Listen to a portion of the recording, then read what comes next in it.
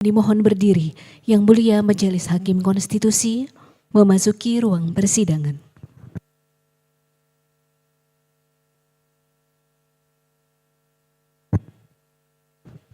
Hadirin disilakan duduk kembali. Berikutnya untuk kedudukan hukum akan dibacakan oleh Sekjen Iwakum yang mulia. Izin melanjutkan yang mulia. Silakan. Permohonan ini diajukan oleh Ikatan Wartawan Hukum atau Iwakum, sebuah badan hukum perkumpulan yang disahkan oleh Keputusan Menteri Hukum Nomor AHU 000743 tahun 2025. Iwakum diwakili oleh pengurusnya yaitu Irfan Kamil selaku Ketua Umum dan Ponco Sulaksono selaku Sekretaris Jenderal. Iwakum memiliki kedudukan hukum untuk mengajukan permohonan ini karena memenuhi syarat sebagai badan hukum privat. Iwakum menganggap hak dan kewenangan konstitusionalnya dirugikan oleh berlakunya undang-undang yang sedang diuji. Kerugian ini dianggap spesifik, aktual, atau setidaknya potensial dapat dipastikan akan terjadi. Sebagai wadah bagi para wartawan hukum, Iwakum berpendapat bahwa anggotanya berpotensi mengalami kriminalisasi akibat pemberitaan atau investigasi yang mereka lakukan. Iwakum berpandangan bahwa pasal 8 dan penjelasan pasal 8 Undang-Undang Nomor 40 Tahun 1999 tentang pers bersifat multitafsir, sehingga secara langsung menghalangi tujuan Iwakum untuk melindungi anggotanya. Oleh karena itu, jika permohonan ini dikabulkan, kerugian konstitusional yang kami dalilkan tidak akan terjadi lagi. Izin akan dilanjutkan oleh Ketua Umum yang mulia. Silakan. Izin melanjutkan yang mulia. Permohonan ini berangkat dari keberlakuan pasal 8 Undang-Undang Nomor 40 Tahun 1999 tentang pers yang menyatakan dalam melaksanakan profesinya wartawan mendapatkan perlindungan hukum.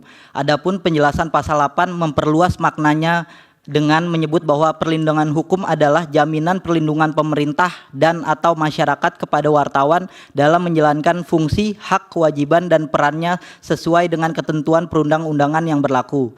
Namun pemohon meyakini bahwa ketentuan tersebut justru menyisakan persoalan mendasar.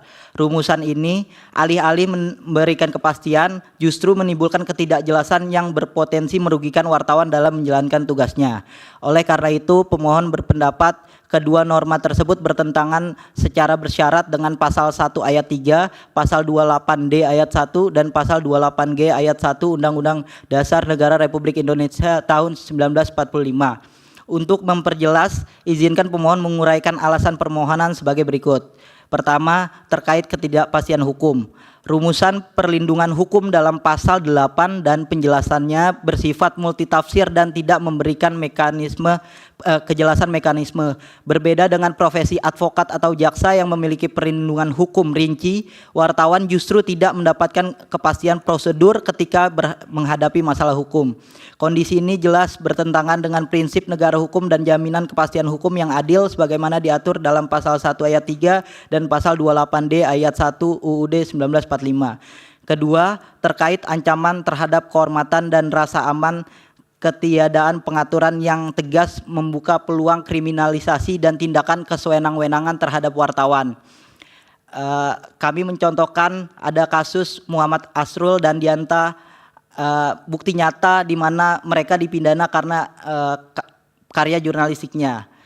Sebagai background, Majelis Hakim Pengadilan Negeri Kota Palopo, Sulawesi Selatan menjatuhkan hukuman 3 bulan kepada jurnalis Muhammad Asrul pada Selasa 23 November 2021. Ia dinyatakan melanggar pasal 27 ayat 3 junto pasal 45 ayat 1 UU ITE setelah menulis 3 berita pada Mei 2019 tentang dugaan korupsi petinggi di Kota Palopo. Meski Dewan Pers telah menyatakan kasus ini sebagai produk jurnalistik, namun laporan itu tetap diproses dan akhirnya Asrul tetap ditahan pada Januari 2020 dan diadili di pengadilan. Selanjutnya ada juga satu kasus yang sama bernama Diananta Putra yang mengalami persoalan yang kurang lebih mirip, ditangani Dewan Pers dan kasusnya tetap dilanjutkan.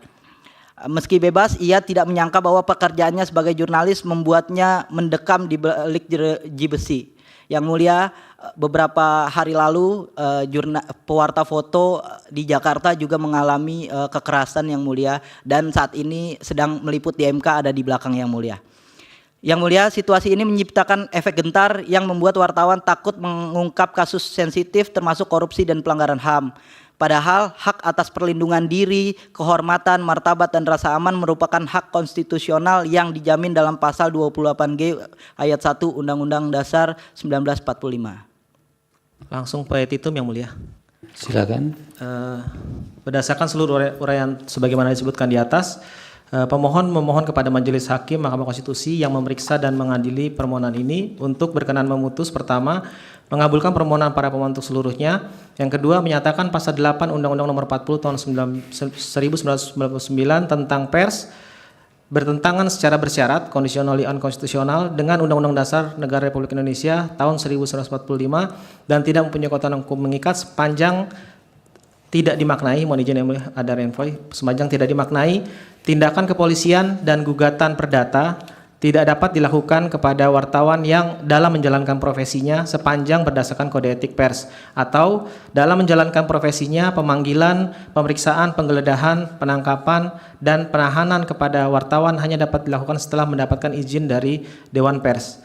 Yang ketiga, menyatakan penjelasan pasal 8 Undang-Undang Nomor 40 Tahun 1999 tentang pers bertentangan dengan Undang-Undang Dasar 1945 dan tidak mempunyai kekuatan hukum mengikat.